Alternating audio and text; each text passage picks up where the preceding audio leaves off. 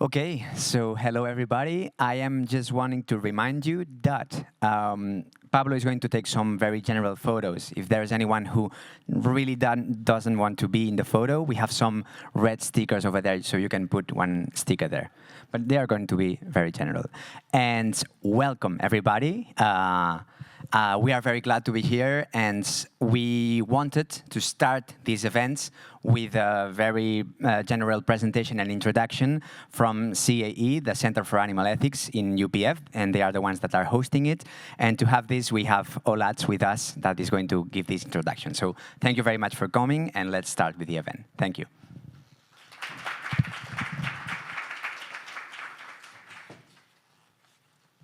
Hello, everyone. Thank you for being here. I will be talking a bit about the Center for Animal Ethics from the Universitat Pompeu Fabra, in case there's anyone who wants to know more about it.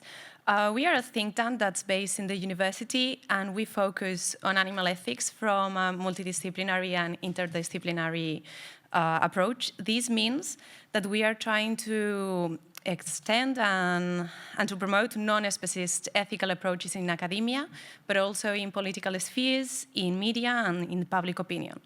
Our work mainly focuses on disseminating, promoting, and producing non-specist research that is grounded on animal ethics, but also on advising civil society groups, organizations, and to try to influence in some political decision-making. At the moment, it has been directed for now 10 years. This is our 10th year anniversary. Co-directed by the UPF professors Nuria and Míriam from the Department of Communication and Paula Casal from the Department of Law. In a total, we are a big group between the scientific board and the advisory board, 42 researchers. And when we mean about interdisciplinary, is that there are both philosophers and communicators, but also people that work from law, anthropology, psychology, literature to support the center. We have also recently started a scientific journal called the Animal Ethics Review.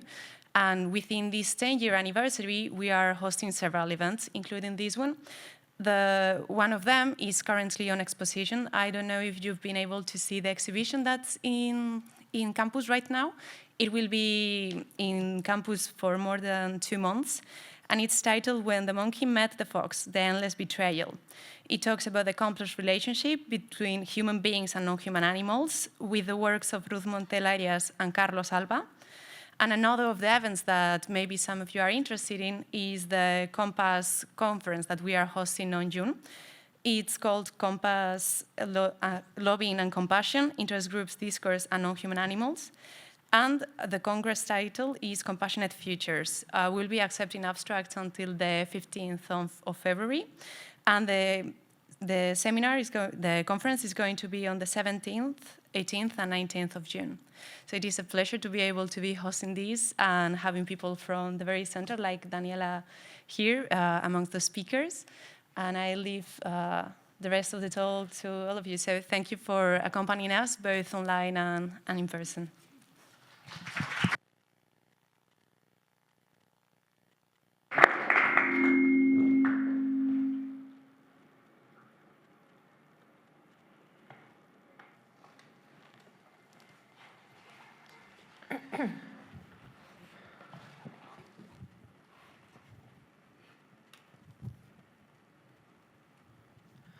Okay, so yeah, as I was telling you, we are very excited for this event, and I am especially excited for this event, actually, because you will see, but I think that my background is very closely linked to the topic that we are going to talk about today.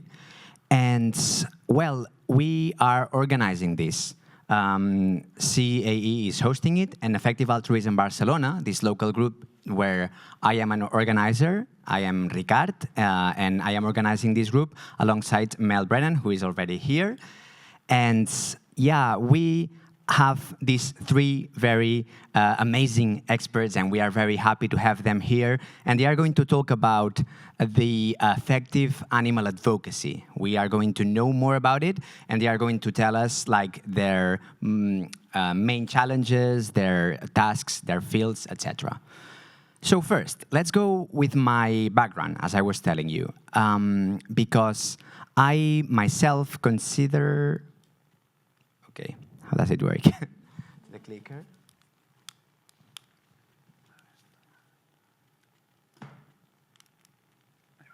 Thank you.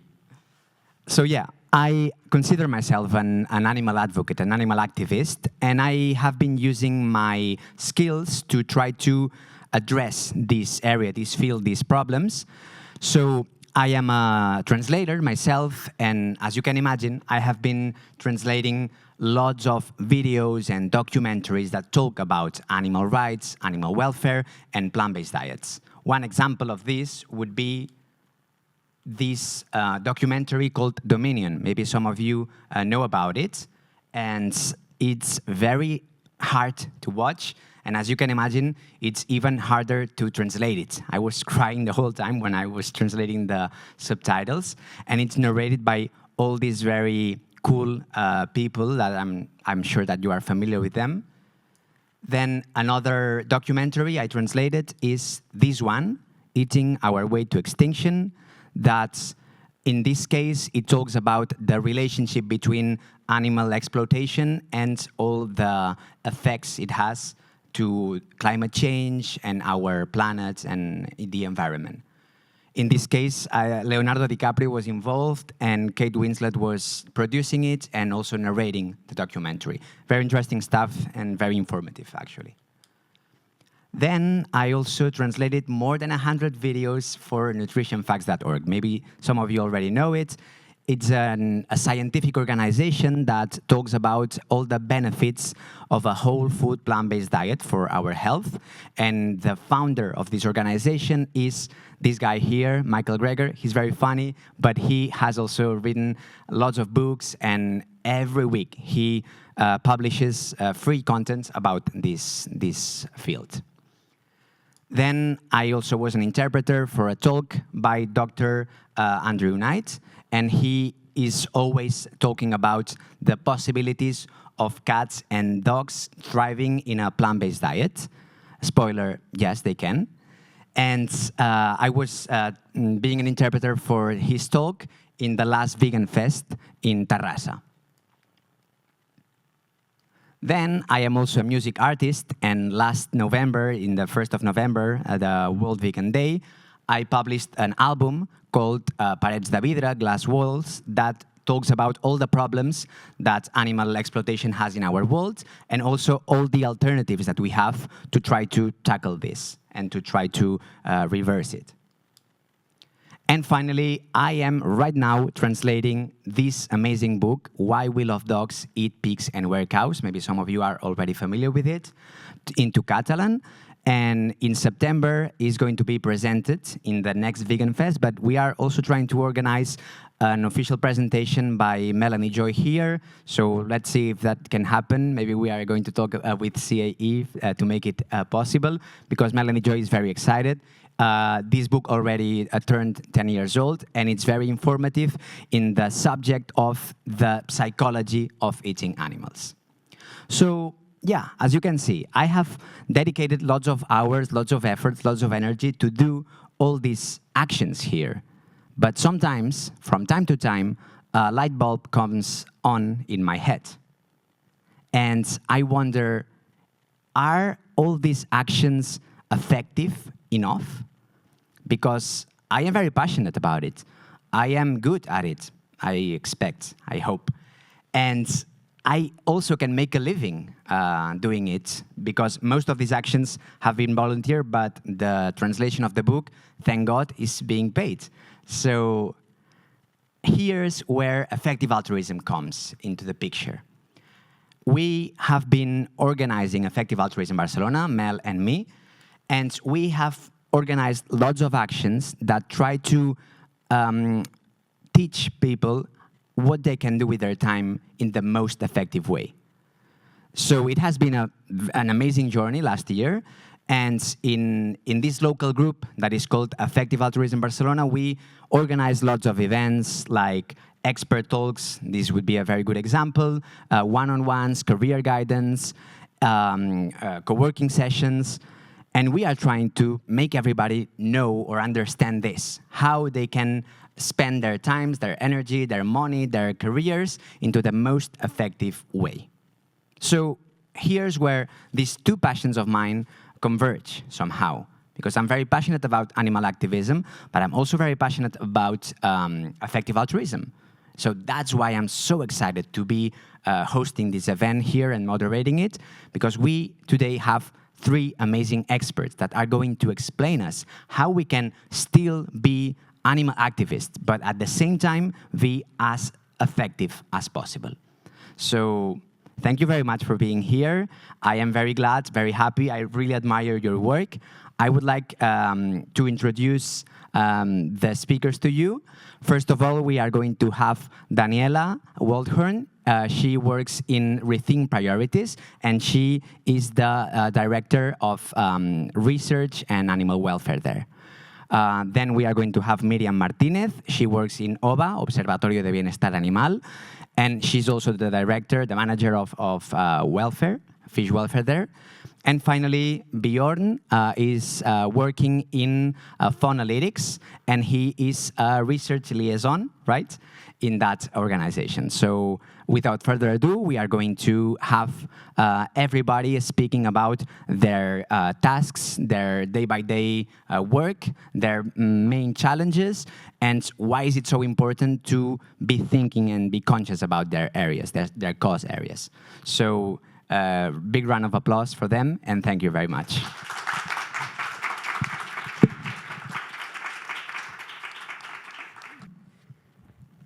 Hi, everyone. I'm Daniela. I wanted to get started with a question for you. How many animals do you think that are alive on farms at this moment? Do you have a sense, roughly? Sorry, what? I didn't hear. Billions? Okay.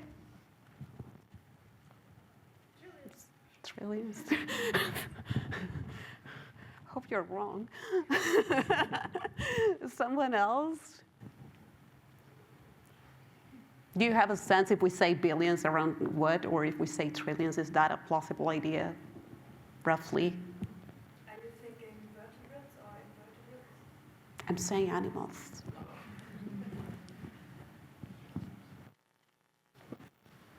Okay, so no more guesses? Okay, so we have estimated that there are around 450 billion individuals on farms at this very moment.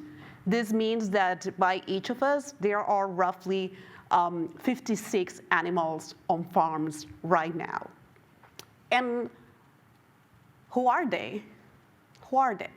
Typically, when we say farm animals, we think of big animals, mammals like cows or pigs. And indeed, these animals make an important part of those animals that are used for food production. But if we take them into account, we can see that when they are compared to the total of human population, they do not reach half of the total of humans alive on Earth at this moment. These numbers are pretty sad, but we also need to take into account that we do not only farm mammals, those big animals. We also farm other individuals like chickens, hens, or fish.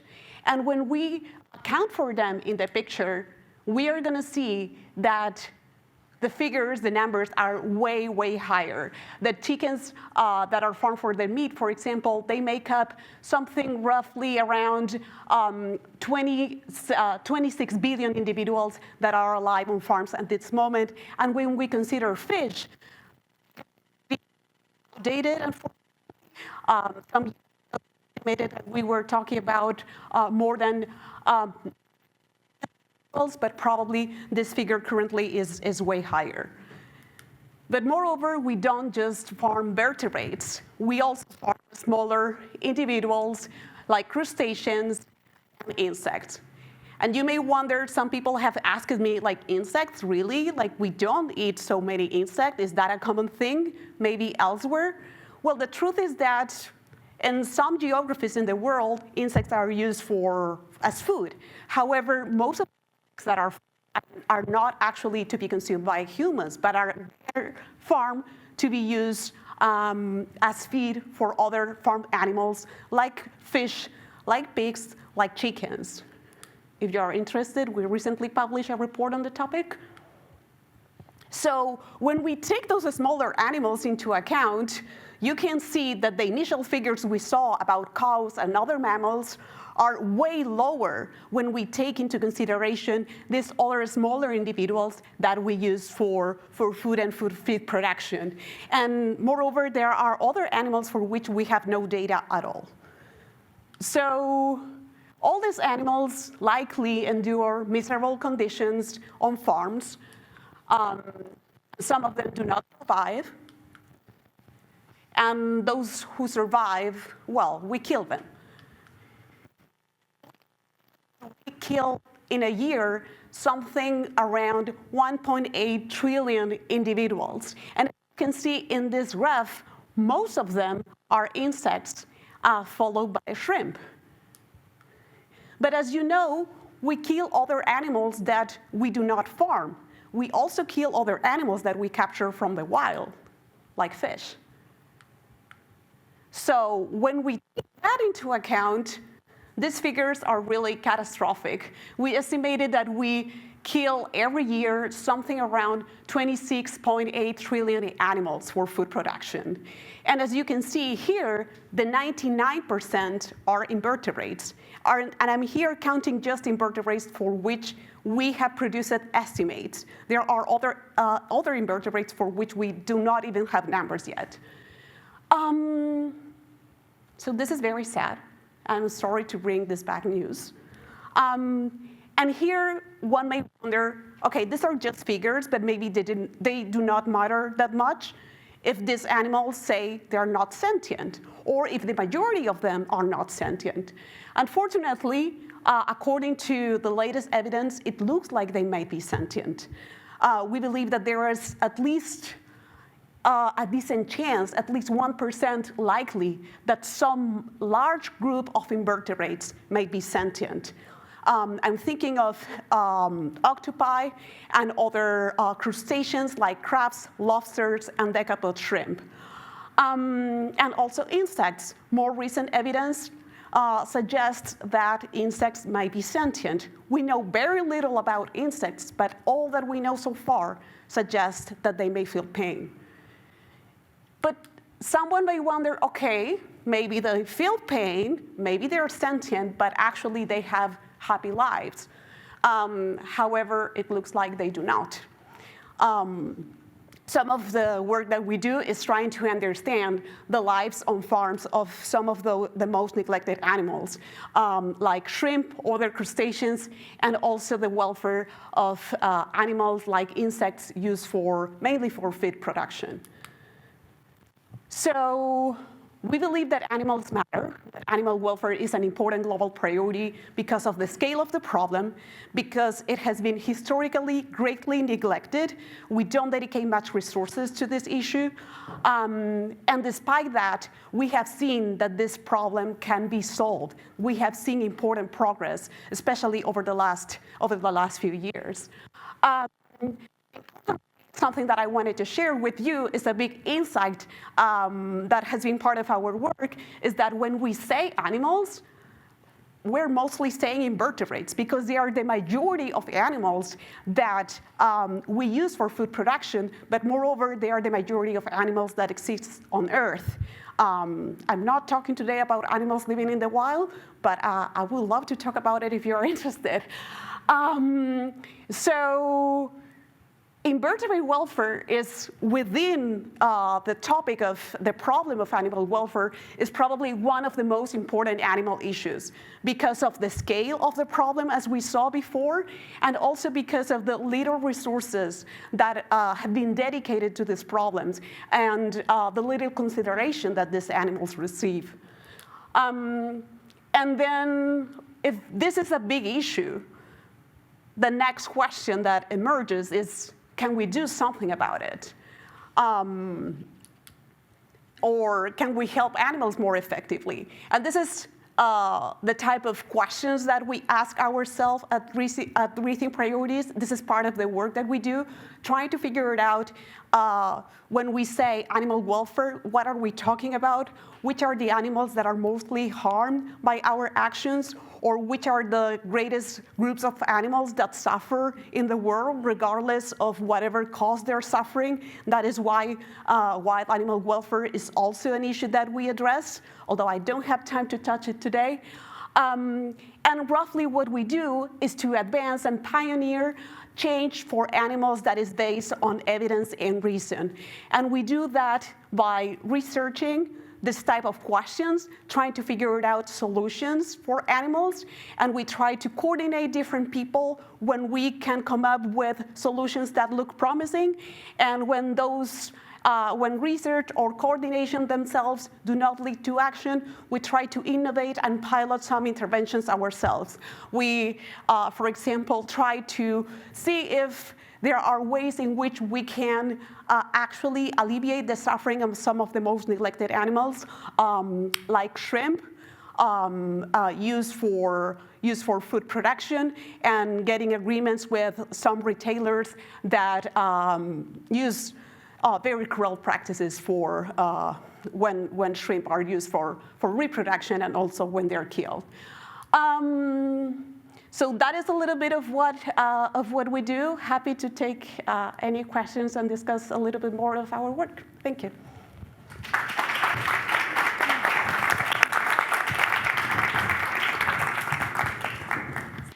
Okay, so I'm the animal welfare manager in the Animal Welfare Observatory.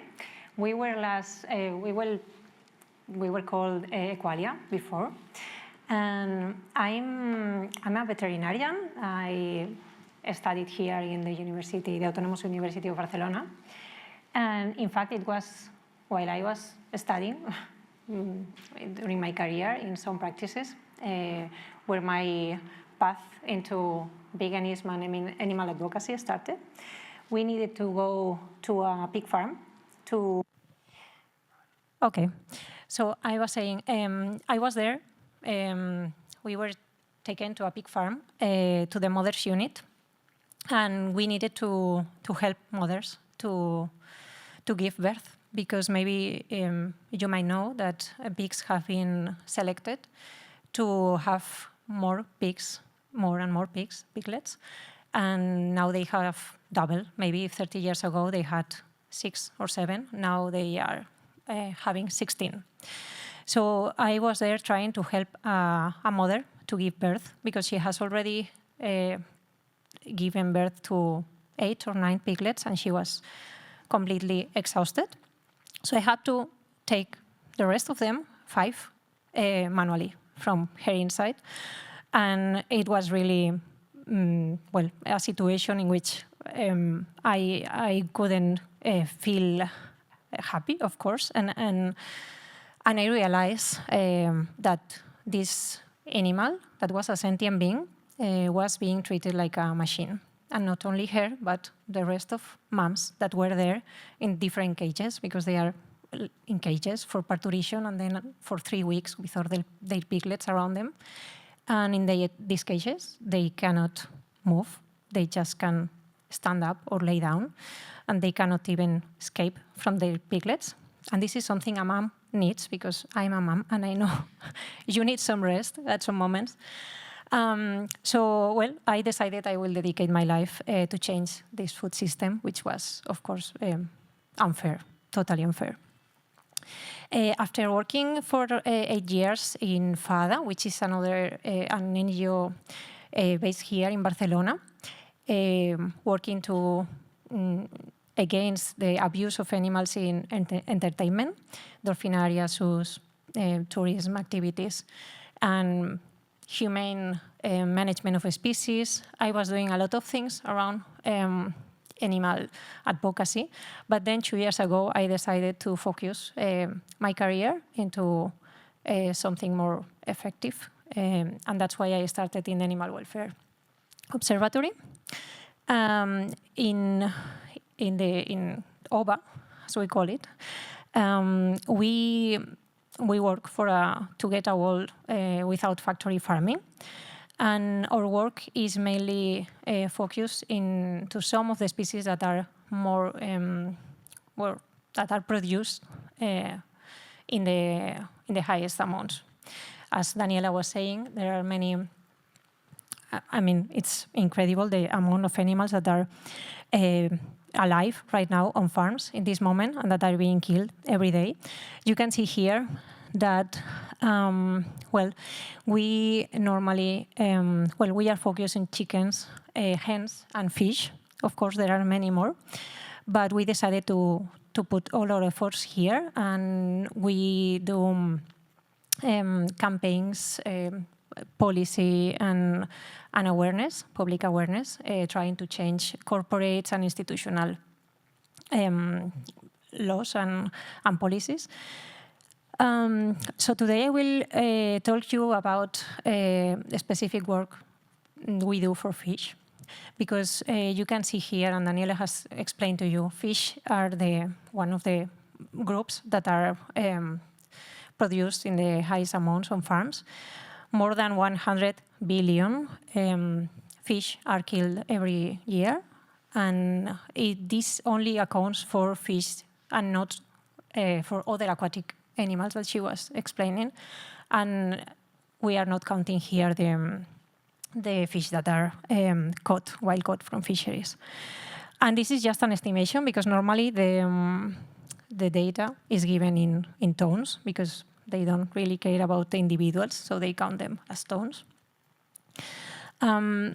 Recently, the fish from aquaculture have surpassed the quantity of animal products that come from fisheries. This is a graph from FAO, from the Food and Agriculture Organization, and some years ago, fisheries was the main source to get aquatic products, but with the increase of aquaculture, right now, more than 50% of the aquatic products come from aquaculture. The main region where aquaculture is increasing is Asia, as you can see in the table there. Especially with China, with a huge difference from the rest of the countries. But in Europe, we have a high number, which is not trivial, especially with Norway, with their high production of salmon. In the European Union, without Norway, of course, the main species produced are these ones. So not salmons, but their cousin, the rainbow trout, and sea bass and sea bream, especially in the Mediterranean area.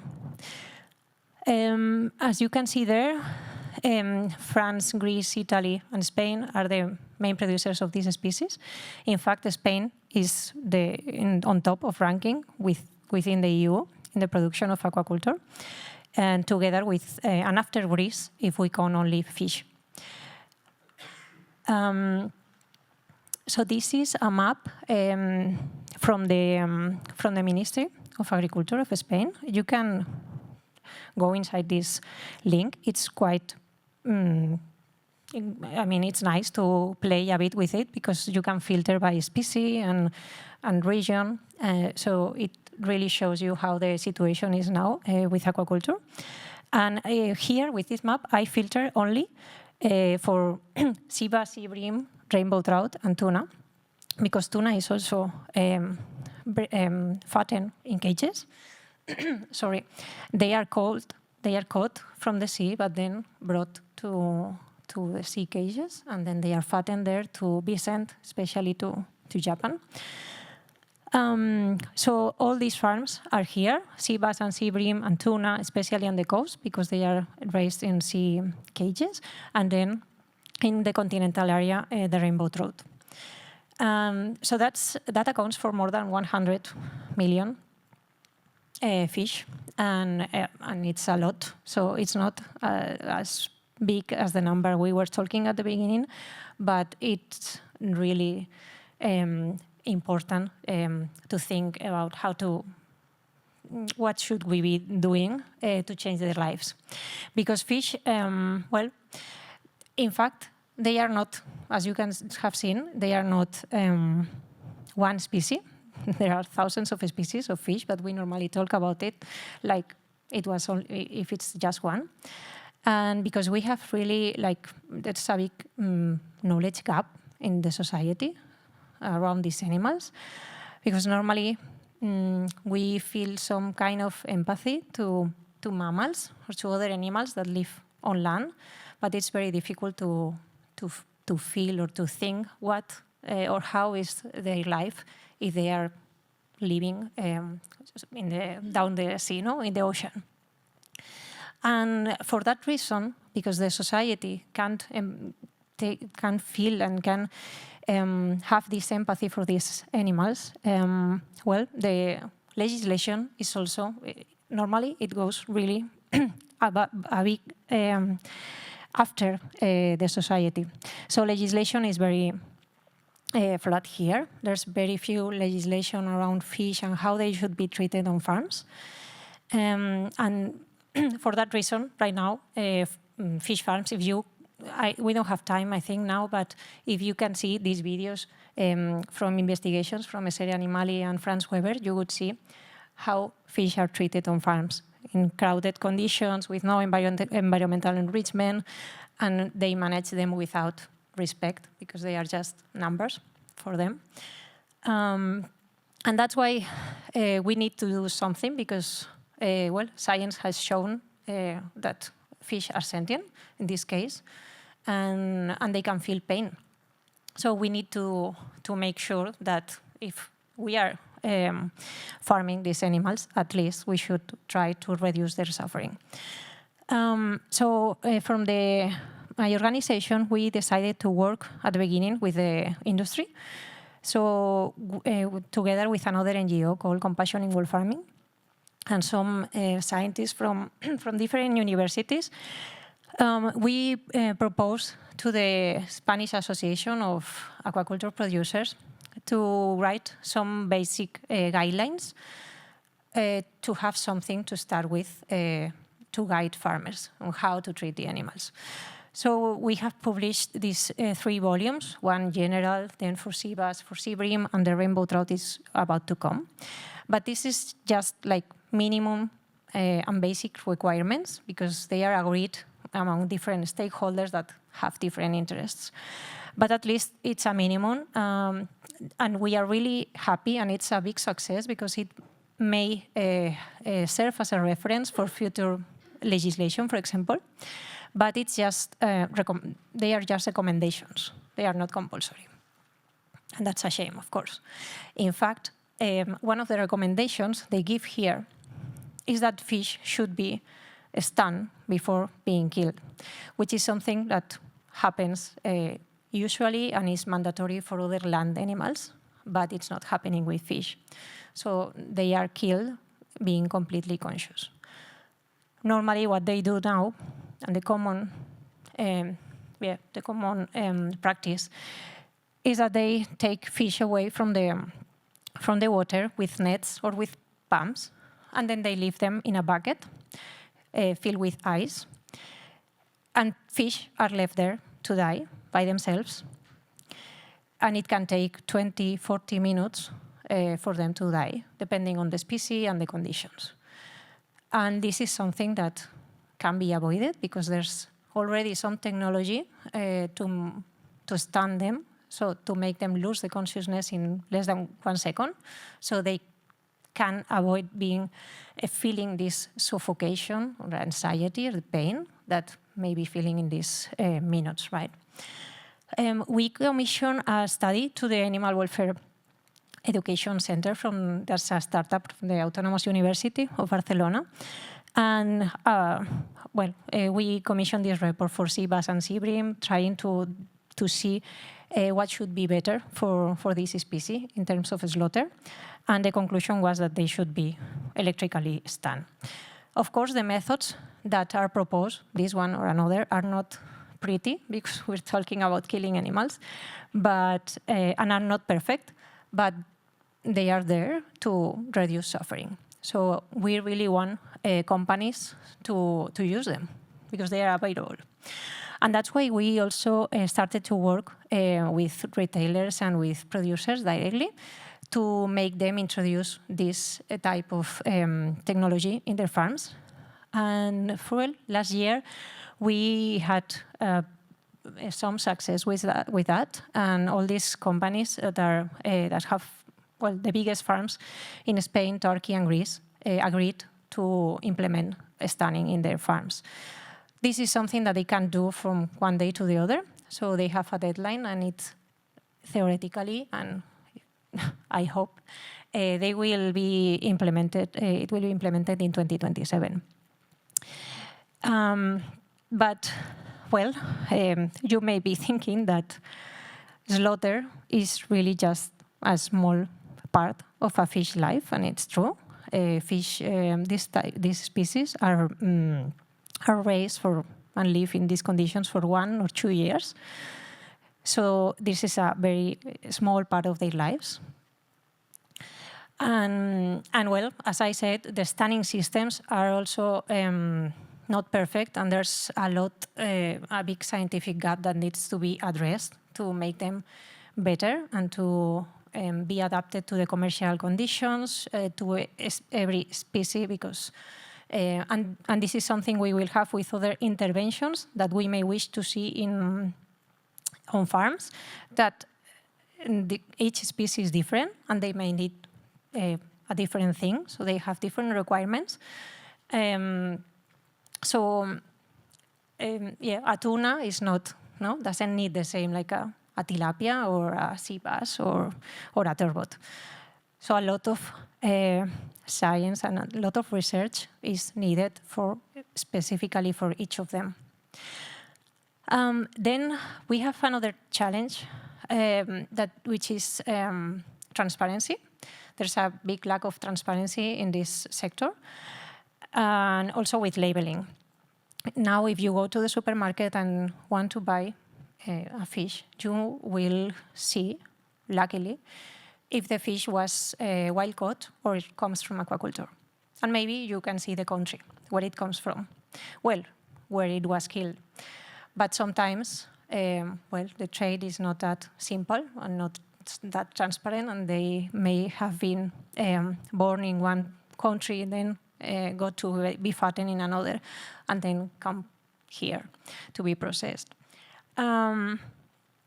But, well, there are some, you won't see anything about how they were raised or the welfare they had.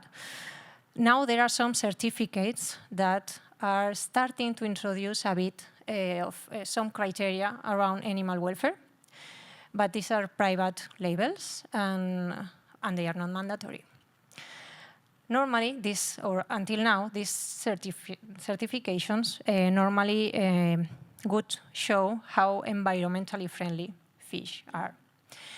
And this is the narrative that the industry is giving to all of us, the industry and some governments as well, because they are investing in that, which is that fish are healthier than other alternatives, other animals that are produced and that are more environmentally friendly. They even compare it with fisheries, of course, and it seems now that aquaculture is going to save the marine ecosystems because it's the alternative, and they want to stop the monster of fisheries by promoting aquaculture. But the truth is that, well, aquaculture is not as sustainable as they say, and we have already seen some consequences. They are, for example, promoting these RAS systems, which are recirculating aquaculture systems, which are hyper-intensive farms, cages, where they can control everything, and they reuse the water. So that's why they say it's more sustainable. But they use lots of electricity, and well, it has already happened with salmons, with salmon industry, that there might be mass mortalities. That, of course, it's important for the animals because they have died, but it's a loss of resources as well. Then they are also promoting, well, the species we have been seeing now, species that are carnivorous. So these fish need other fish to be fed. So they rely, and they are totally dependent right now, on small pelagic fish that are wild caught in the coasts of Peru, Mauritania, Senegal. And this has also added the social injustice. It's detrimental for the environment. And it also comes without any comment or any solution for the welfare of these species that are being caught. But the thing is that now the government is funding this type of species and even new ones. They want to close the cycle for tuna so they can have them already here. They don't need to cut them in the sea, so they can breed them on the farms. And the same for octopuses, which are also carnivorous. I think you can see there are many challenges here, and that's why we think this is an area that needs a lot of advocacy and initiatives, not only here but everywhere. And well, I hope you join this cause too. And if you have more questions, I can answer. I will try to answer later on, or you can write to me here. Thank you.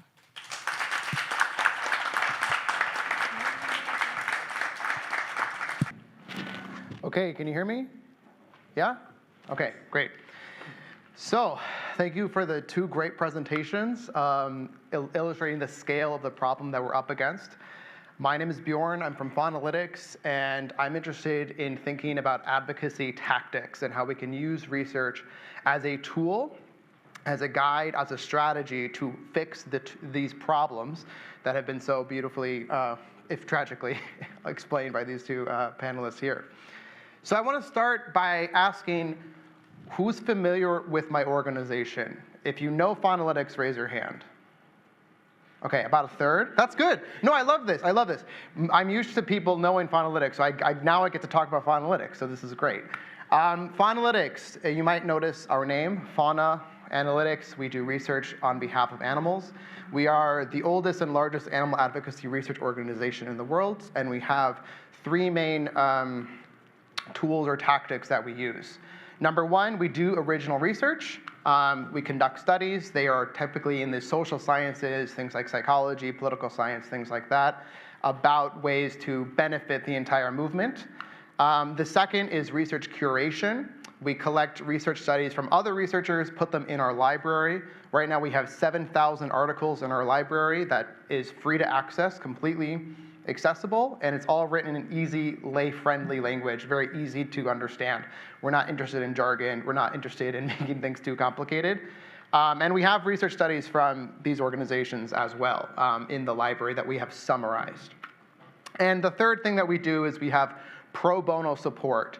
So if you're an advocate, either professionally or a volunteer or just independently, and you have questions that could be answered through research, like let's say you're thinking of which tactic to use or what type of animal to work with or how to frame a message, we can talk to you pro bono, virtually in person, and help you figure out the answer to the research question as best as we can. Some questions aren't really answerable just yet, but if they are, we'll help you. So this is our slogan with a beautiful little rooster. Animals need you, you need data. So that's what we do. We have all the data. And this is our team, just at the conference that we went to last year. We're about 14 people in total. So we're not that big, but I think we have a pretty good impact. Okay, so that's what we do. We do research, but why? Why do we do research? Why is research important? Who cares? It's just numbers and data, right? We've researched research, very meta, and we found out why people use research. Like, why is this important? What is the benefit of this? How can this actually benefit advocacy? We've categorized them into 5 different groups. So let's go one by one. The first way that advocacy needs research is for legitimacy purposes. So we need to present ourselves and the movement as a whole as driven by logic as well as empathy.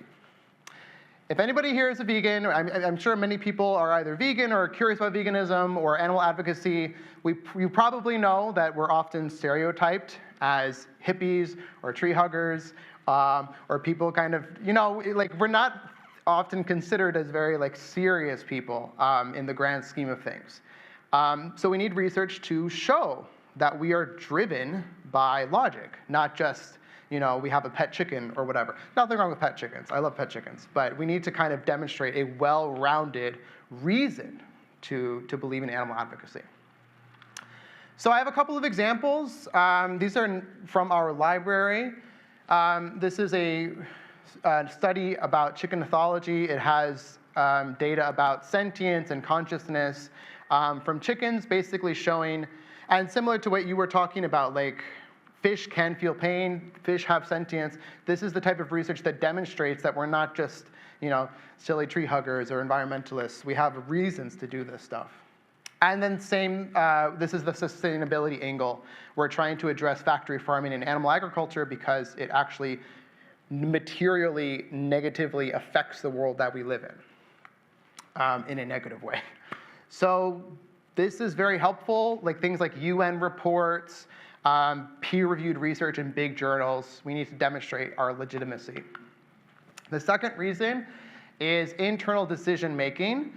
I'm going to come back to this one later on because this is my favorite one. Internal decision-making, we are setting targets, priorities, changing our strategies, changing our decisions.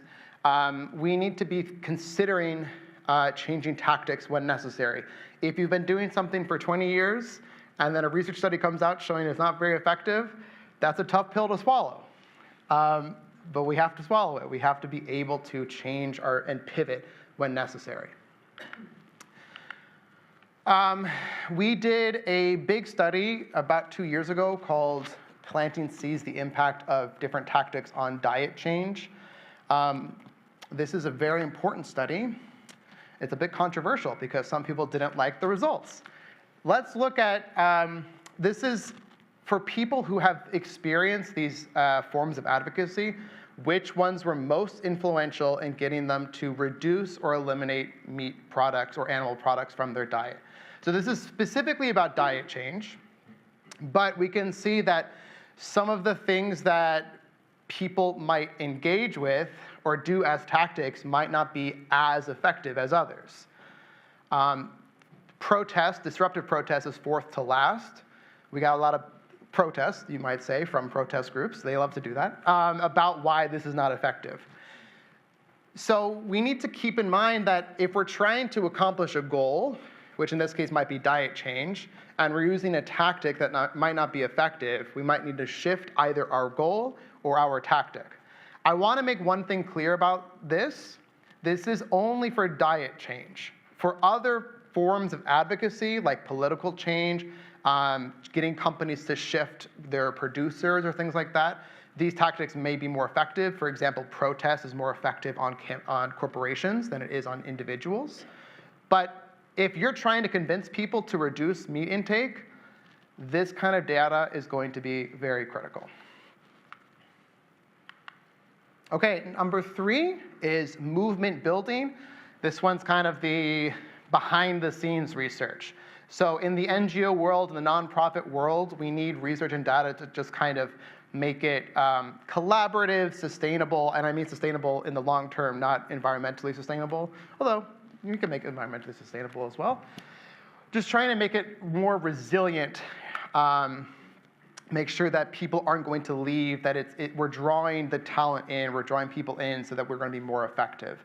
This one isn't really the sexiest form of research, but it is very important.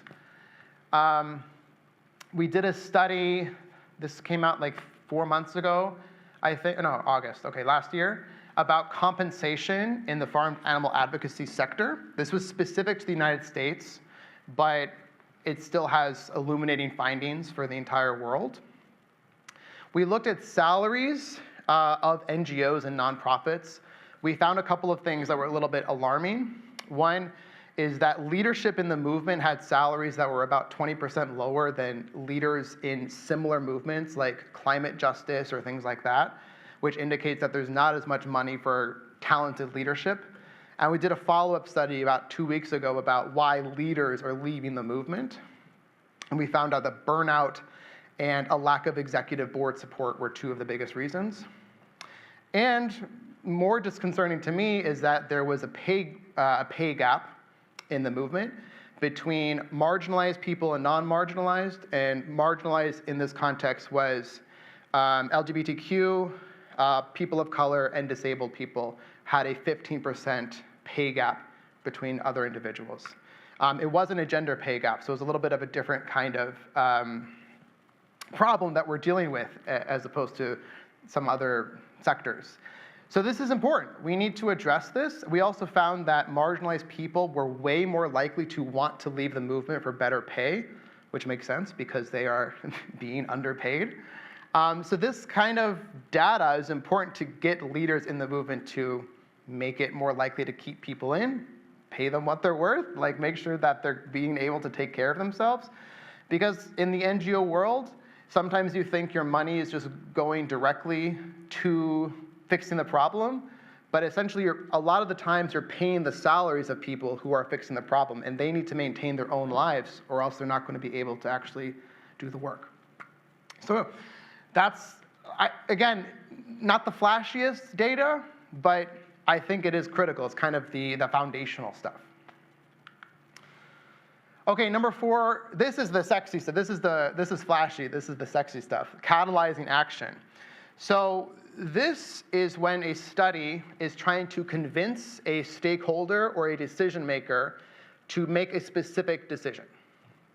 So this is usually quite targeted. For example, if you're talking to a politician and you're trying to convince them to support a ban on, or let's use your example. Let's talk about a politician or a corporation to involve electric stunning for fish. You would have to show them specific evidence that would be convincing to them to get them to make that decision. So you could show them, for example, evidence of fish sentience. You could show them public opinion polling showing that Spanish people think animals should be treated humanely. You should talk about, for example, how this may not affect their profit margins very much, so it's not likely to have a huge blowback to them, for example. Things like that. You could show them case studies of previous companies who have involved electric stunning and shown that it didn't make the company go under or anything like that. So these are basically tailored, specific approaches to a stakeholder to convince them to enact some sort of pro-animal law, policy, decision, action, something like that.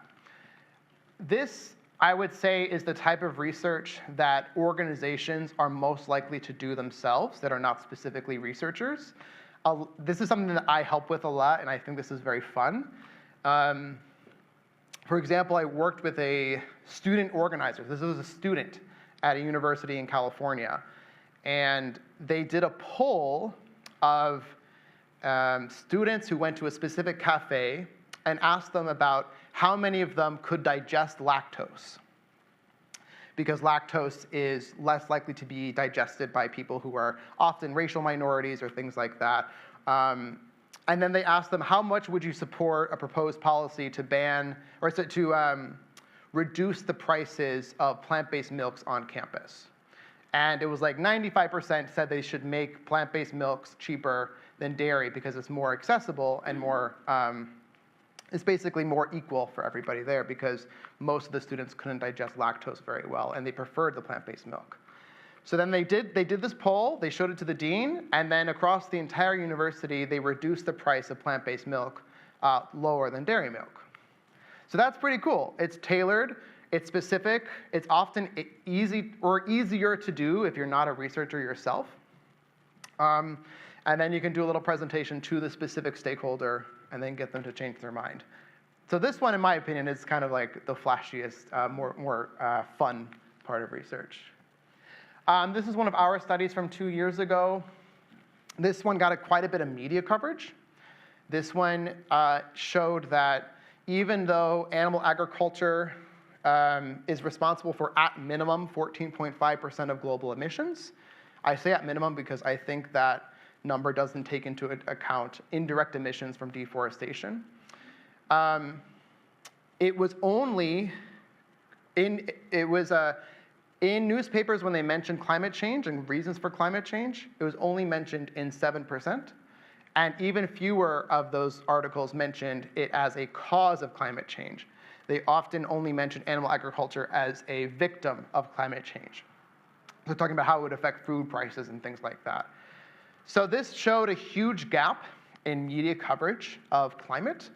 And this got a lot of climate-oriented, relatively progressive publications to kind of rethink their stances a little bit.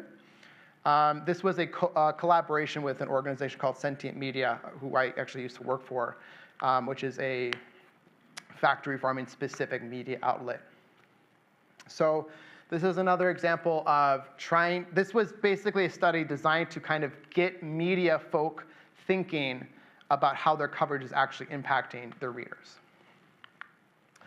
Okay, number 5 is identifying problems. I think a lot of the work of these two people falls into this category, identifying where the fisheries are located or how many fish are actually being produced, for example, would fall into this. So we're looking for barriers, species, regions to address, sometimes with solutions alongside of it. So we're looking for neglected areas. We're looking for what are the things that we can work on to actually impact animals the most.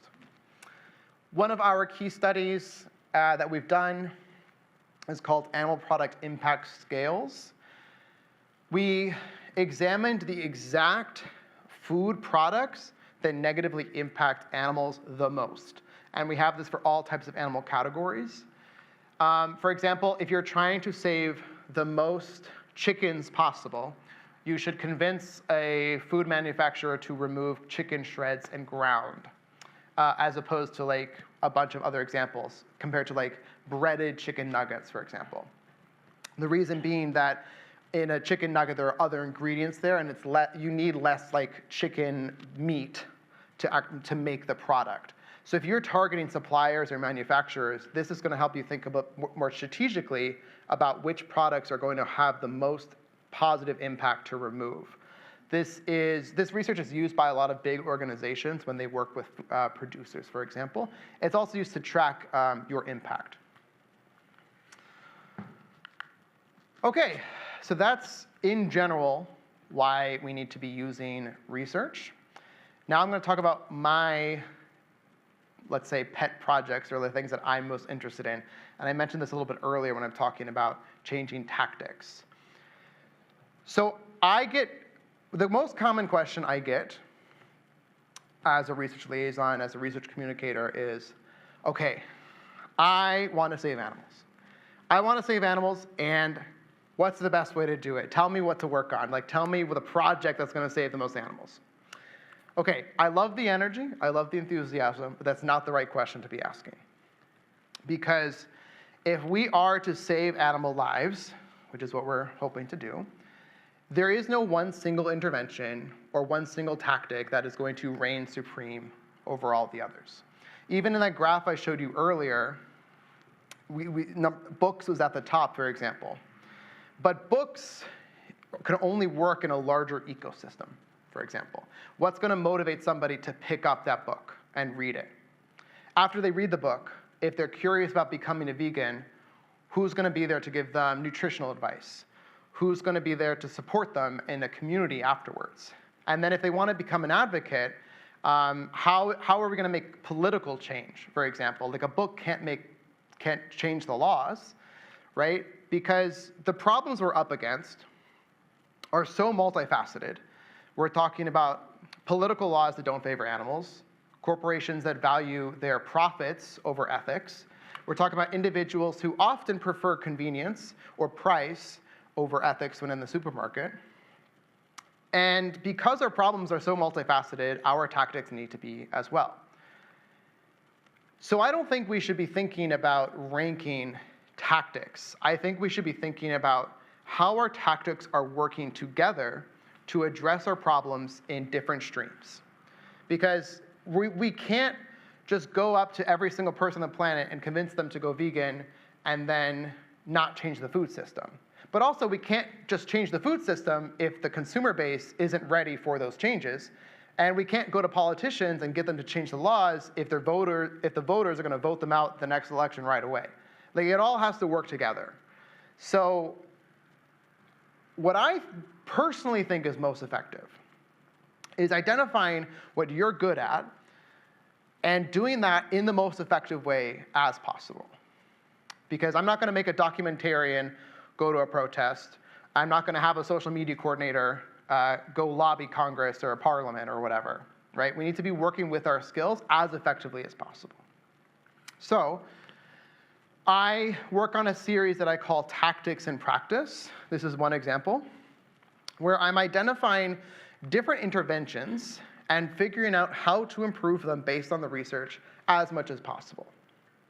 So I have 4 of these that are not all published yet, but are complete from my end, and they will be coming out soon. 2 of them are published. I'm hoping to have about 10 to 12 of these done in the next year or 2. And each of them is a research-backed guide about doing the intervention better. So this is one of them about defaults and nudges. Does everyone know what a plant-based default is? Oh, no one. Love it. Okay, great. Okay, I gotta talk about this. So if you want to order a vegan meal, you often have to go through more steps to get that food, right? You have to get a different menu. You have to read the bottom of the menu to like see the little V symbol, and maybe the V symbol is the same as the vegetarian symbol, so you're confused by it. Or maybe you have to ask the waiter for specific advice. Right? It's inconvenient. Right? I mean, I've been there myself. So in this instance, in most restaurants, supermarkets, cafeterias, dining halls, whatever, meat is the default. And if you want the non-default option, you have to go through extra steps. So a plant-based default is just switching it, where the plant-based option is the default. And if you want meat, you have to go through extra steps. So meat is still there. Like, it's still being served, but it's less convenient. So in practice, this means like you would have a separate menu with meat that people have to like ask for, or it's physically farther away from the dining hall or whatever it happens. Like there's different versions of this. But the benefits of this idea is that with a plant-based default, the 10 to 20% of the population who really, really wants meat in every single meal aren't going to have complaints. Like, they'll still get what they want. They just have to work a little bit harder to get it. But then the 50 to 70% of people who are sometimes called, persuadables, or who will go with the most convenient option, will just go for the plant-based option, assuming it's, tasty and healthy and like not, a shitty veggie burger or whatever. Like a good meal. That's important. It has to be a good meal. And the idea, these are very sustainable because they're not going to face as much backlash from the populations. I've looked at 4 studies that had ratings, like, what's it called? People saying whether or not they liked it, and it has a 95% approval rating. That's the word, approval rating. So it's very high. People don't oppose this. And they work. When we have a meat-based default, I think the average was about 17%. In a plant-based default, vegan options are ordered about 75% of the time. So it's a huge bump. Very few people complain. And most people might not even notice. A lot of the times, the people are just like, oh, it's like pasta and lentils. Like, they like it. They might not even notice. So I did a paper on this. And I had like 8 tips about how to implement this best, looking at past case studies and research. So there are a couple of things like make it tasty, make sure it's inclusive. You have to have buy-in from the cafeteria staff, things like that. I have another one on social media advocacy, so how to use social media better. The other 2 that I've worked on, one is about protests, and another one is about vegan challenges, like Veganuary, things like Meatless Monday, Desafío 22, things like that. Oh, and this is the last little plug. If you're an advocate and you are curious about this kind of stuff, we do free research presentations with our ambassador project. So this is free, you can request it. I don't have a QR code, but you can just Google Faunalytics Research Ambassador if you're curious, and we can do free presentations. We have a couple that are specific to university students as well, the things you can do on campus. So that's what I do, and I'm excited for your questions. Thank you.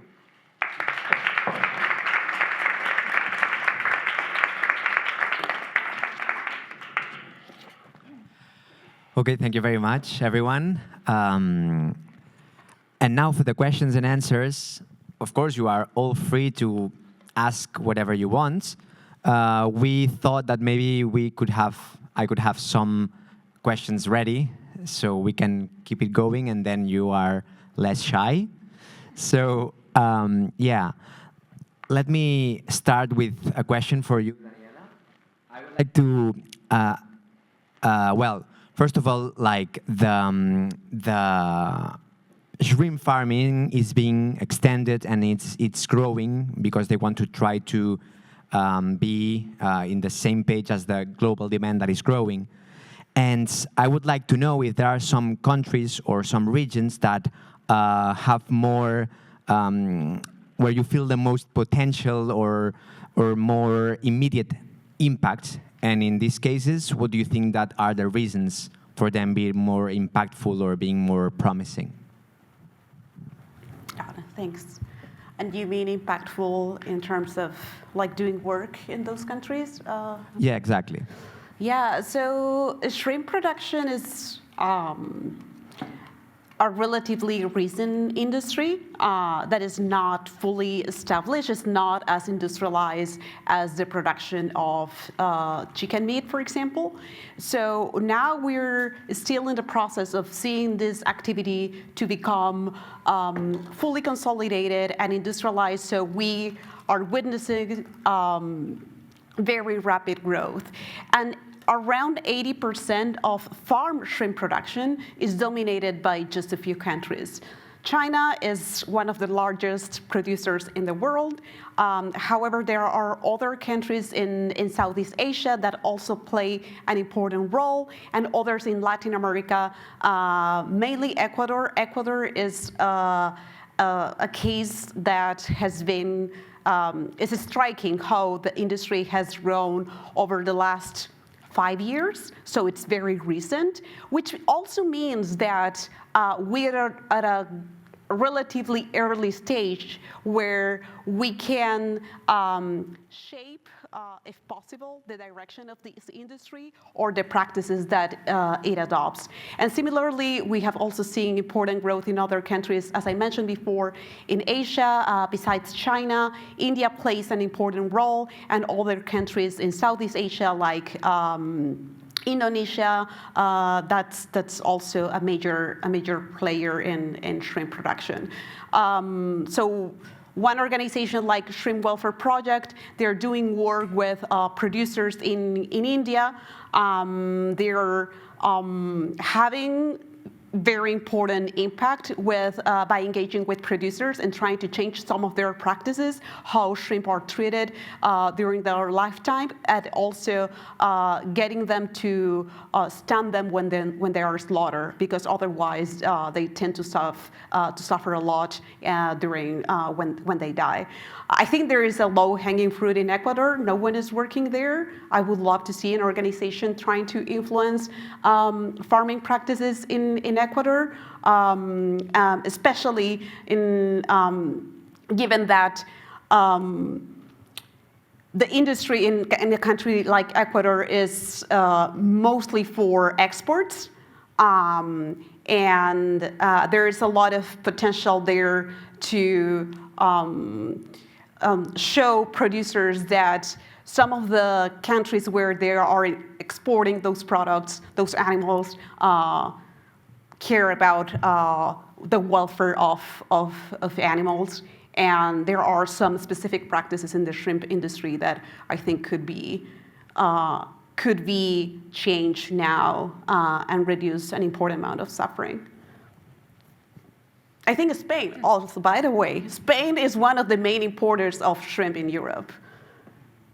And there has been some progress in Europe, but Spain plays a critical role in the EU, but it's also one of the main importers of, so plays a critical role in the shrimp industry globally.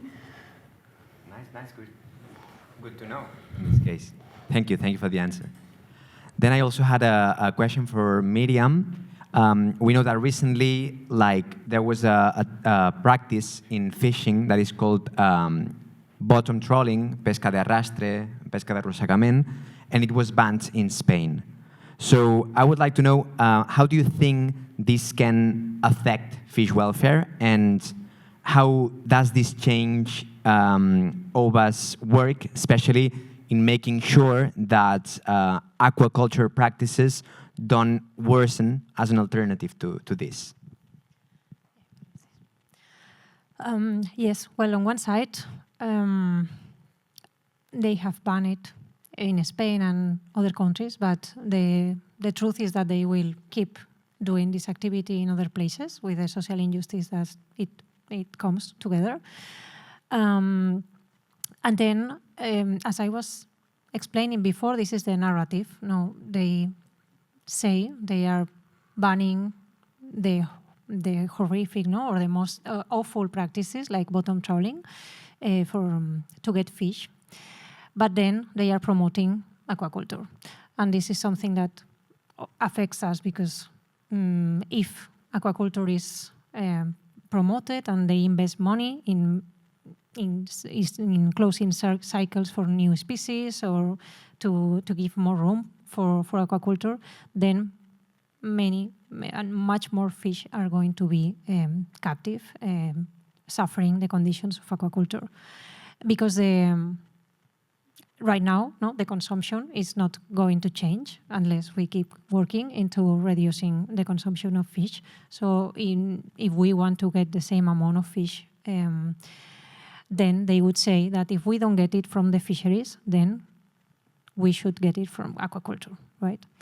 And well, from our side, we want to make governments change in how they invest, because aquaculture is also referred, for example, for algae.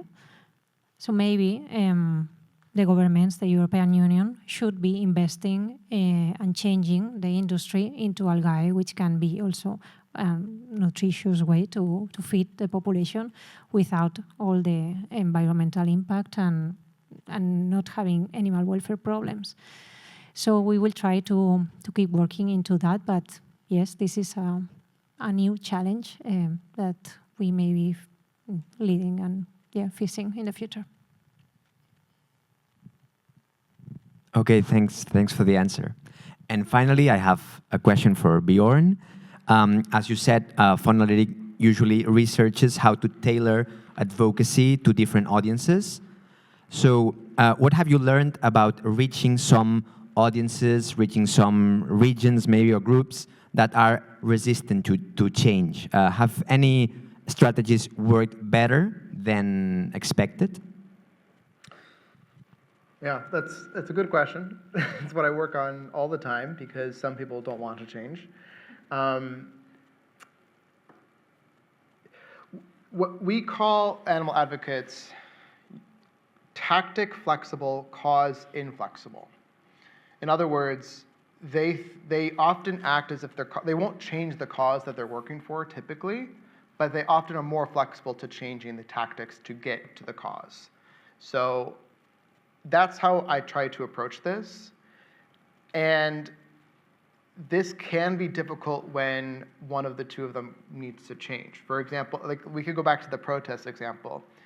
Protest groups are often resistant to the idea that protests can't change individual diet change of the people who are watching a protest. Because I think about 5-10 years ago, this was very common. Protest groups were trying to convince people watching to actually change their diets. And that's not effective. And there's actually, in our study, people ate more meat after watching after a protest. It's the only intervention that had a backlash effect. Like other things like social media advertisements were just neutral, But then protest, they ate like point something more servings per meat afterwards a week. So when there is resistance to what people have been doing, and there's this sense of like almost futility, like I've been doing this for 10 years, and was that all wasted? Was that all not effective? Did I waste 10 years of my life on this? That's difficult. So what I have to do is get people to pivot what they've been doing into something more effective. So if they're protesting for a diet change, I say, okay, let's change the target of your protest and figure out a new way to do this. So it's not about getting a protester to just make a documentary. It's about figuring out a way to align their skills and their experience into a more effective goal. We're not going to change diets, but we can change a corporation to increase their plant-based offerings by 20% or something like that, whatever it happens to be. So what I try to do is I try to listen to what they are going for, what are they trying to do, and then modify the tactic to get to that goal as much as I can, which usually is just reducing suffering of either all animals or a specific species of animal. Okay, so thank you for the answer. And now, let's take this momentum and take the chance also to ask whatever you want, because I think this is a very good opportunity. Is there any questions here?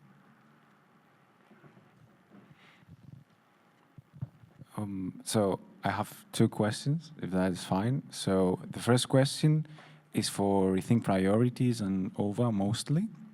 And it is like, when it comes to reducing animal suffering, does the means always justify the ends? So do you have a thought in your organization, any constraints upon what could be your strategies? Like, for example, we cannot promote the exploitation of animals, we cannot be speciesist or kill people or kill more animals in order to reduce the suffering of other animals? Like, are there some principles that you have thought? I don't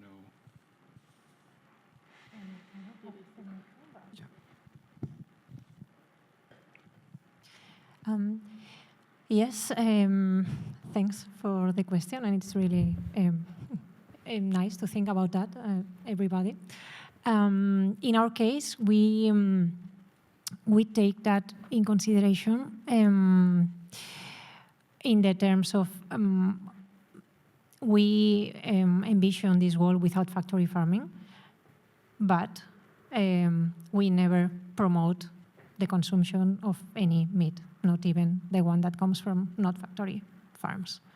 So the idea is to use that as a strategy, and we don't want to promote meat consumption, of course, of any kind. So we have like this line that we don't cross, but when it comes to get to be more strategical with specific audiences or stakeholders, of course, it's interesting to keep the narrative that like non-factory farms can be somehow associated with us or collaborating with us to go against factory farms. So it's very difficult to work in that terms because you need to keep this balance, not promoting it, but having them as collaborators at some points. And yeah, it's difficult between that position, but we think that's how we get things done right now. It may change or it may not work for specific actions, but for the ones we are taking now, it's working. And for example, trying to reduce the suffering of fish. Right now, we haven't been in the situation that reducing the suffering comes with or implies that more animals are killed right now. We haven't got this situation. So, but I guess we will think twice if that would happen.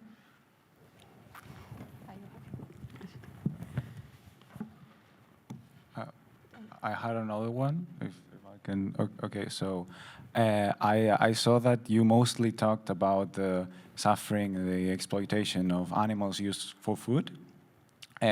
Recently, I have been investigating upon other ways that animals can be exploited, like for example, honeybees, and mostly the vast majority of the economic benefit and the dependence we have on honeybees is because of pollination. So actually, there are, in talking about the individual honeybees, there are many, many honeybees, and there could also, I mean, we could change our diet to a diet that is mostly non-dependent on crops that are non-dependent on pollination.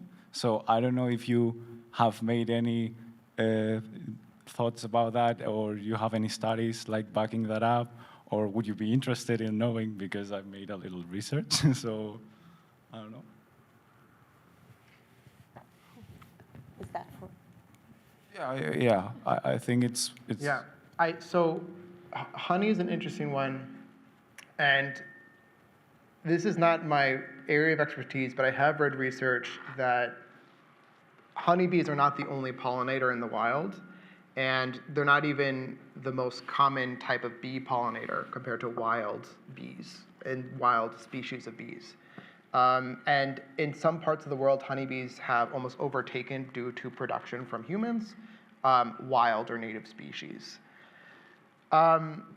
So I think that to assume that pollination depends on human production isn't entirely correct, because we could figure out other ways to benefit local populations of bees, to benefit that without encountering this, paradox here of like harming one animal while helping another. Somebody who's more familiar with environmental conservation could tell you more specifically about the bee species, but I think that's how I would frame the approach. Yeah, if I can add something. Yeah, I think that's a very interesting question. And indeed, in some specific industries, some pollinators like honeybees are used massively. We looked into this some years ago. I don't remember exactly, but I do remember that almond production, at least in the US, we focus on the US because the techniques for growing different crops vary from country to country to some extent. But we focus on the US because it was easier, basically. And indeed, the only finding that I can remember for now is the massive use of these pollinators for almond production. And they are used for other types of crops as well.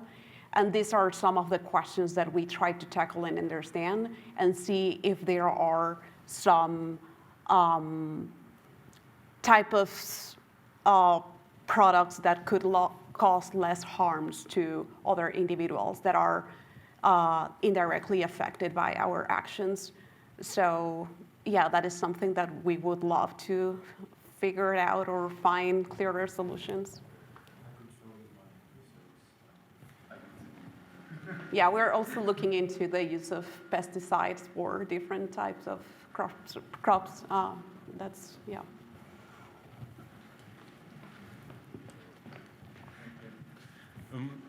Well, in the first presentation, I was a little bit shocked that there's no data about octopi, and I see some other sea animals where there's no data about their farming, how many animals are there. I mean, if there's enough evidence, or if there's one sea animal that everybody agrees about their sentience, and there's enough evidence out there, is octopi. Even I see sometimes posts about new farms that are open in Spain. So you see this kind of news, and it shocks people. Even non-vegans agree that octopi are sentient beings. So they might disagree or not, but octopi is one of those. So why there's no regulation on that? Why there's no data? These farms can operate without providing any data on that, while there's enough data about all the sea animals. Yeah, well, so indeed there are no official data for any aquatic animal in terms of how many individuals. The data that I showed for the numbers of shrimp and also for insects and fish, that's data that has been produced by researchers relying on estimates of tons, as Míriam shared, because those animals are not counted individually. So we have to figure it out, like many factors to kind of get a sense of how many individuals we are talking about. And for most of them, their welfare is not regulated at all, and in some cases they do not even fall under the category of farm animals, so there is not protection at all for them. There is no type of relevant consideration, and as you said, octopus farming is an emerging industry with a big hub here in Spain, with an important injection of funding from the government and the European Union. Fortunately, it looks like the industry is not taking off. I think, we should really try to prevent that from happening. But I think that a way more likely risk is that other industries that farm crustaceans that already exist could become fully industrialized in the next 10 years or so, and those numbers will likely skyrocket. Míriam, maybe you know more. Well, what I know is that the octopus farm that was going to be will start in Canary Islands is not going further right now, but it was not because of welfare issues. It was for environmental issues and some documents that they didn't pass. But of course, we had a lot of demonstrations against that, and we have been tackling the government. But there's another one in Galicia, which has been approved. Right now, the farm is going to produce only larvae, not the adult form of octopus. So they are calling that as a scientific project, and that's why they are receiving the approval, because it's a scientific project in which they try to find ways to make octopus breed and survive in these conditions. And that's a big challenge, and we should be against that if we don't want to see octopuses farm in the future, because then other companies will take this knowledge on how to breed them in captivity and start to open farms for octopus. Thank you. I have another question for Björn. You were talking about the plant-based default, and so I'm eager to know what strategies could be applied for students to go after the deans and convince them to have a plant-based default.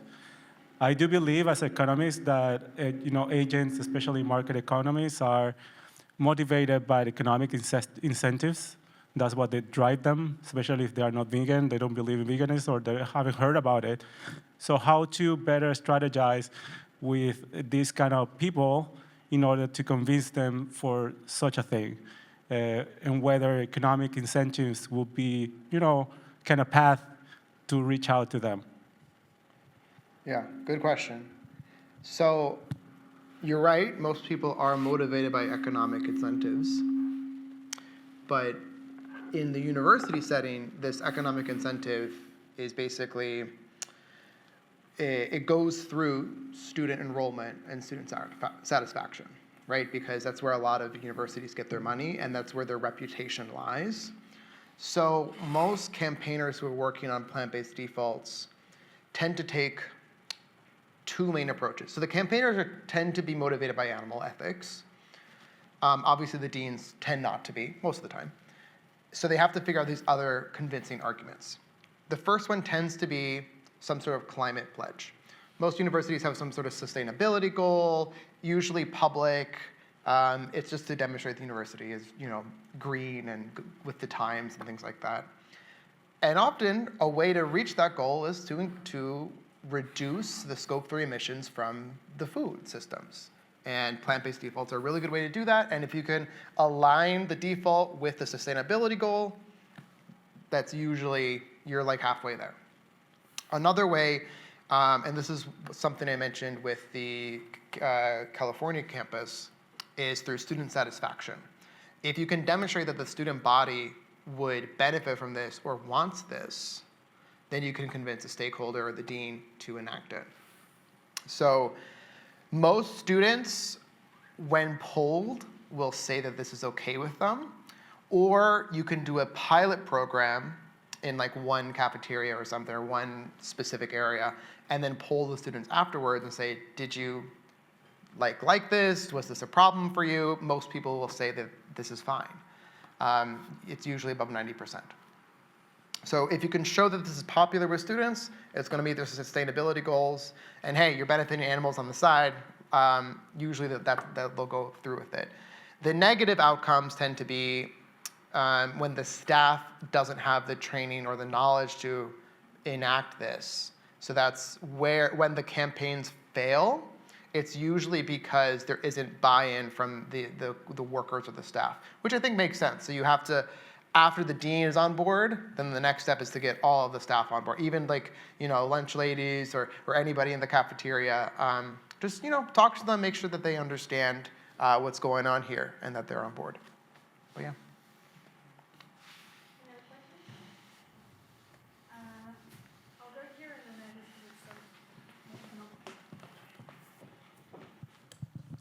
I have a question regarding OVA. I've actually never heard of the organization before, and I think it sounds very exciting. And I've heard about the Fish Welfare Initiative and I think it's called Center for Aquaculture Progress in Greece. And I'd be interested in how you position yourself compared to them, because what I understood is that they rather try to work with farmers and actually try to, I don't know, kind of improve their wins while also increasing the animal welfare, which sounds like a win-win, which would be pretty great. And I'm wondering, would that work in Spain as well, or do you take another approach because it wouldn't work, or why would it not work, maybe? Well, thanks. Well, we were known before OVA as Equalia, so maybe that sounds a bit more to you. Yeah, I know those organizations. We try to work together or coordinate it with the rest of organizations that want the same as us, and we even decide strategies together. So, in difference from there, we have been like campaigning or having a bit of more aggressive approach with companies in the past year. But at the beginning, we were also collaborating with them, with the guidelines I showed you. We were in that project. But the thing is that we didn't see really a change with them, that it was only words on a paper. So that's why we decided to go a bit more further with the actions, and we started to use footage and campaign activities to make them get these commitments published. So our position depends on the strategy or the situation.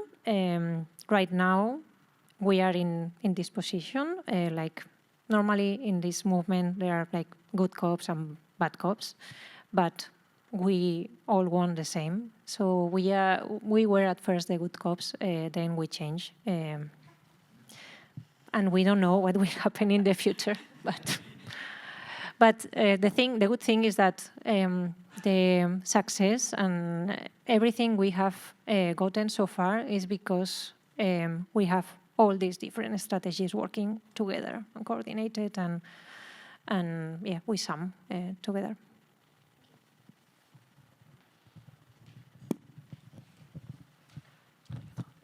Hello. Hi. Question around the kind of the observatory and how obviously your main aim is to lower the consumption of fish, but in the end, how do you prioritize lowering the consumption and then lowering increasing the welfare? How do you make the decision, like in terms of strategy and in terms of dedicating resources to kind of improving the welfare, but at the same time as lowering consumption? Because obviously you dedicate for some resources to increasing welfare, but then that means that resource goes away from lowering consumption. So how do you make the balance between the two, if you understand my question?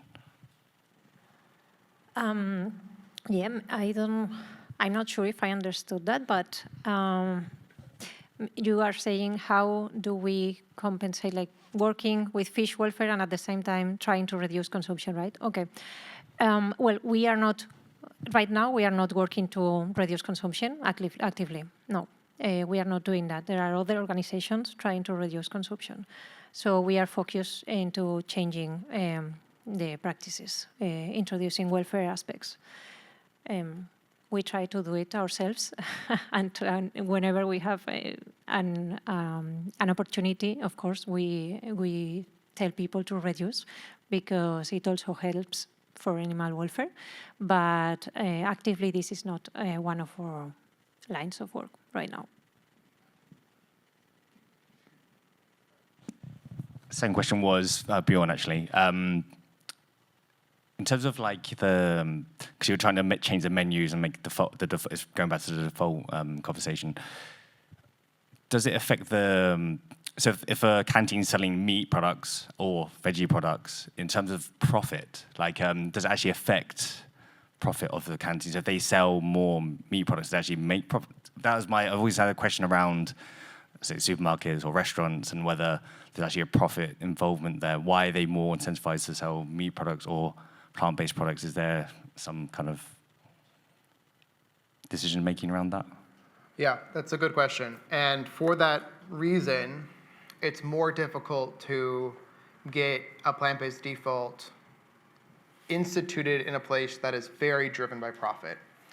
So a restaurant is way more driven by profit than a university or a hospital or a prison or a city office or things like that. So most campaigners are focusing on those institutions that are less profit-driven, especially hospitals, because they use a whole foods approach, and it's healthier if it's just a whole foods plant-based diet. Then the patients will have health benefits. So there's a big push there. However, there are people working within restaurants, and within restaurants, the defaults tend to be not as, let's say, all-consuming. Whereas in a university canteen, they might have the meat entirely not visible. Like you have to ask for it. In a restaurant, what they might do is, instead of having a chicken burrito, a beef burrito, and a veggie burrito, they only sell a veggie burrito, and then you have to pay an extra €3 to add chicken to it, or something like that. So that is an example of like how you can modify the default to fit into the profit incentives of a restaurant. It's not as effective. Like it won't get like 75% vegan options like the way a university cafeteria will. But we've done case studies ourselves on a few restaurants that have like done that approach, and it does increase, like it doesn't decrease profit or customer satisfaction, because most people don't tend to notice this stuff. And if they just say, oh, I'll have the burrito, they get a vegan burrito or something like that, and it's as long as it's tasty, again, it has to be tasty. As long as it tastes good, they're not going to complain or have any problem with it. So it's tricky. Oh, and then you asked about like the profit margins of plant and vegetables, right? So there was one study in New York where this was a whole foods plant-based one. So this did not involve alternative proteins except for like tofu or something, but not like brand name alternative proteins. And because those products tend to be cheaper, like lentils, chickpeas, bulgur, things like that, they were able to make, they didn't make profit because it's a hospital, but they reduced the costs of the meals that they served by, I think, like 50 US cents per meal. Not nothing, like it's pretty good when you multiply it across an entire hospital system. So I don't know of a larger scale study about this, but based on this case study, a restaurant could use whole foods, reduce profit margins, because I think we both know that alternative proteins tend to be more expensive at this moment. So that's one way to approach it. Yeah, I think I'm excited to see. Hopefully, alternative proteins can reduce the price in the future, and then we can get to that point where restaurants are going to be easier to target within 5 or 10 years.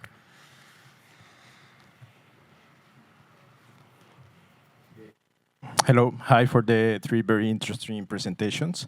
So Björn, you basically was trying to explain to us that there is not what is called in different audiences a silver bullet to address the situation. It's a very complex situation in terms of whether you approach from a grassroots communities or protest or advocacy or policy level or working with the industry. So the question, or trying to get to the question, will be if a silver bullet solution may not exist, but the real question is not to whether we wait for one, because this kind of audience is always hide behind that there is not a silver bullet to solve the situation. Is how to create it, right? Because there could be different factors that we can use to create what we call a silver bullet in terms to find the solution. So could be the framework, the policies, the core, the new productive, alternative-based models, and the catalyst be achieved in the narrative around diets. How do we integrate these elements to drive meaningful food systems transformation? To extend the silver bullet metaphor, I agree. That, like I was saying, there is no silver bullet. I don't think we should wait for a silver bullet. I think we should expand. Oh my God, this sounds so American. Expand the number of bullets that we have. we should be using all the tactics available to us to affect these different avenues of change. I'm going to abandon the bullet metaphor now. Okay. So. One of the biggest problems faced in the movement of animal welfare is social change, because social change underpins all of these other avenues, right? If we want political change, we need people to vote for politicians who are going to do it. If we want corporate change, we want to make sure that consumers are choosing corporations who are better to animals. And then if we want diet change, people need to basically be accepting of animal-friendly diets or vegan or vegetarian, flexitarian diets. So to me, that's almost like the bedrock is this social change. And there's a million ways to affect social change. A big shift that I'm seeing in the last year in the movement is focusing away on individuals and working in communities. So like Mercy for Animals, for example, which is a big organization in the world, is trying to work within communities to advance diet change and pro-animal sentiments and belief systems, right? Because if we can advance social change within communities, eventually those will build and build and build, and they will stay resilient, and then that can underpin those 3 main areas that we're working on, which is individuals, policy, and corporations. Does that answer your question? A little bit? I do have a point. Yeah. I agree with you, and I think this is a very complex problem that we are tackling, but we may not have the bullet, but we know that some bullets are better than others. And I think we do have some evidence that suggests that some forms of campaigns or interventions can be more cost-effective than others, that could affect more animals per resources spent. And I think a good example of that is the work that the Animal Welfare Observatory has been doing with your cage-free campaigns, because those initiatives have created like greater welfare for animals with less resources than other type of interventions. And if we have the conditions for that sort of interventions to succeed, I think I would rather invest in those if we have some decent chances of making progress. And indeed, the work of NGOs pushing for cage-free commitments has driven major change of the egg industry in Spain. Spain is still falling behind when compared to the rest of the European countries, but still we have seen a progress over the last 5 years or so that we haven't seen before. And this has been because of the work of activists that are caring a lot for impact. Thank you, by the way.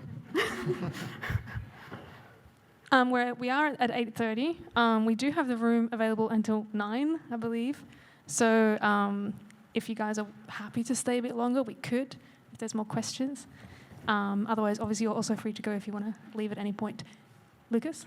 Yeah? Thank you. I had 2 very brief questions, one for Míriam. Hola, Míriam.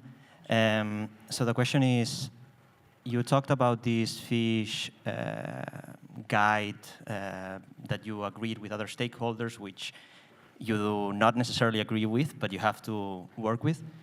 And I was wondering, because at some point you said, this is actually not mandatory, right? Like they can ignore it. And I was wondering, how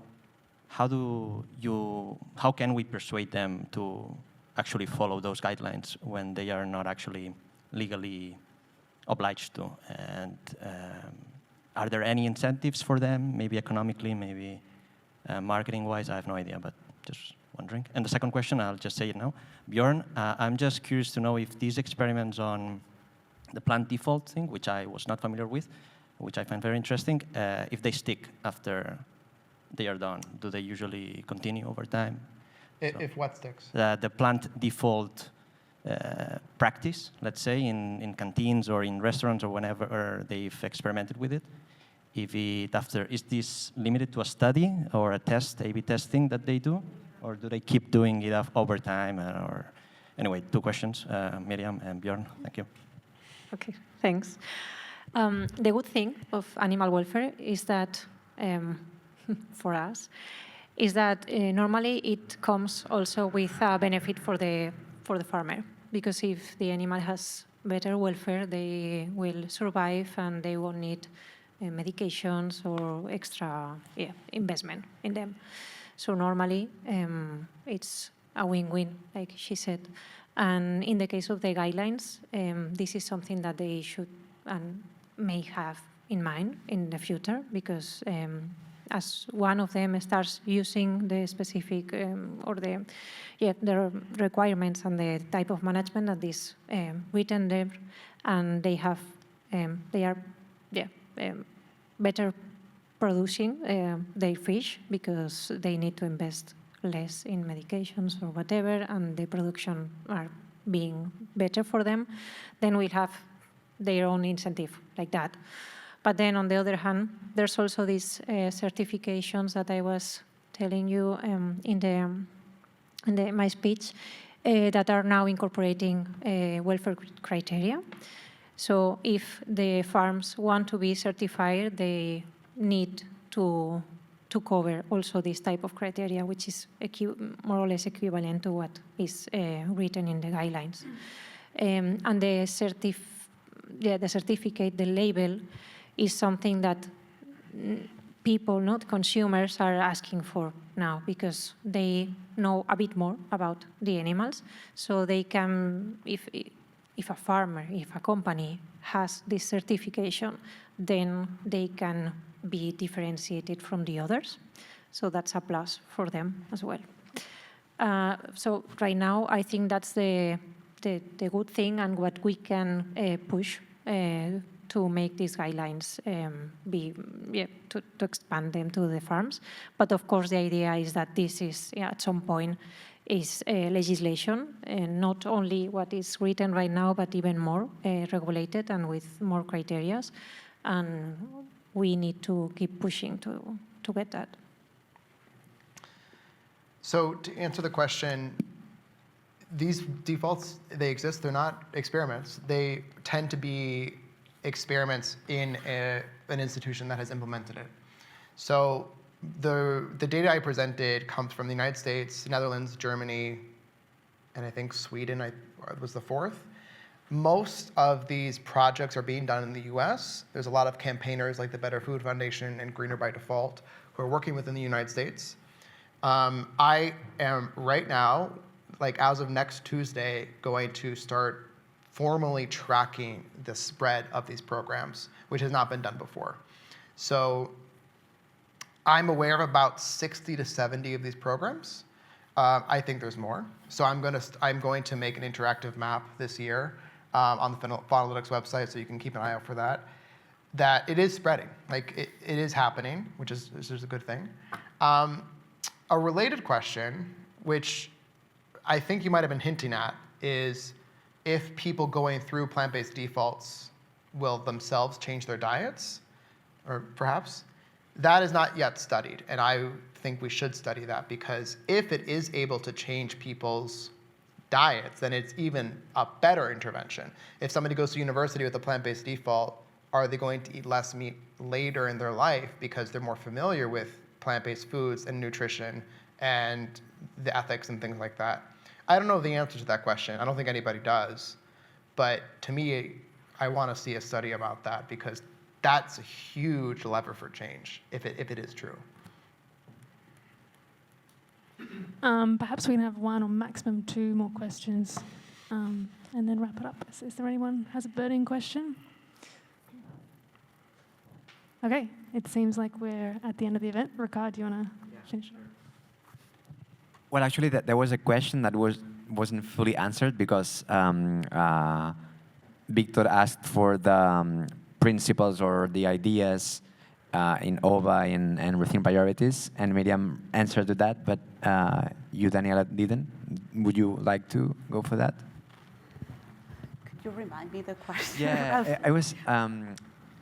If I'm not wrong, it was about if in your organizations there was any principles that you were following, addressing. I don't want to. Yeah. So when you pursue in this organization, you pursue.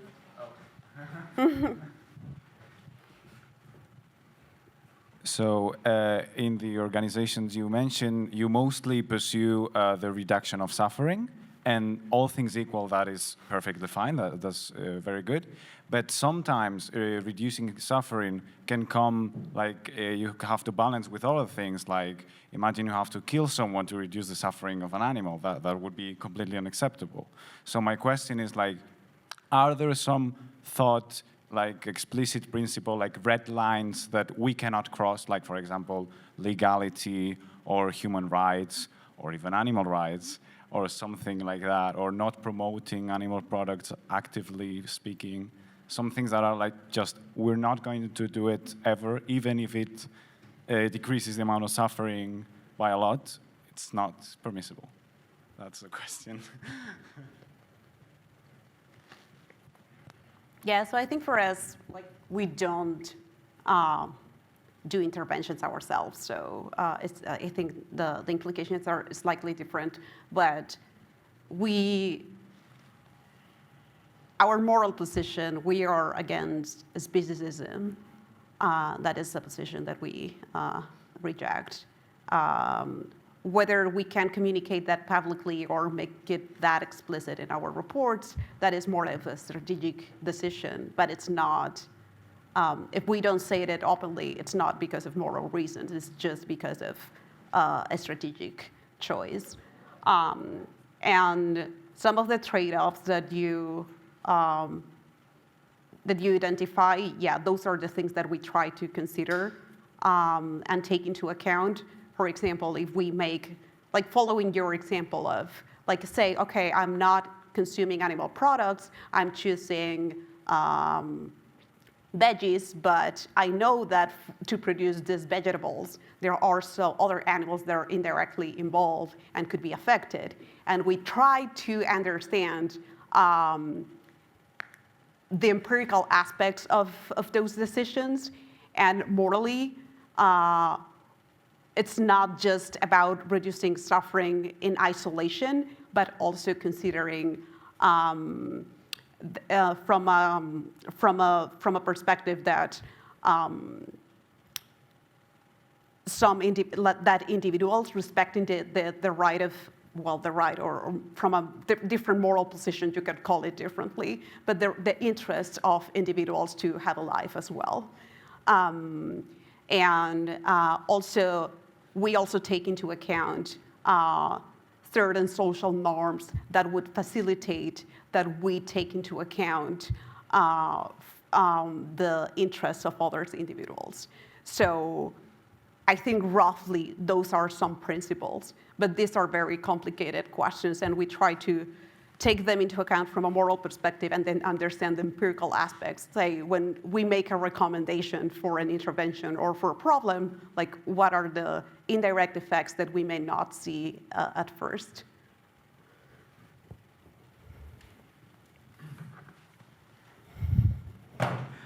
Okay, so again, please a big round of applause for Daniela, Míriam, and Björn. Thank you very much.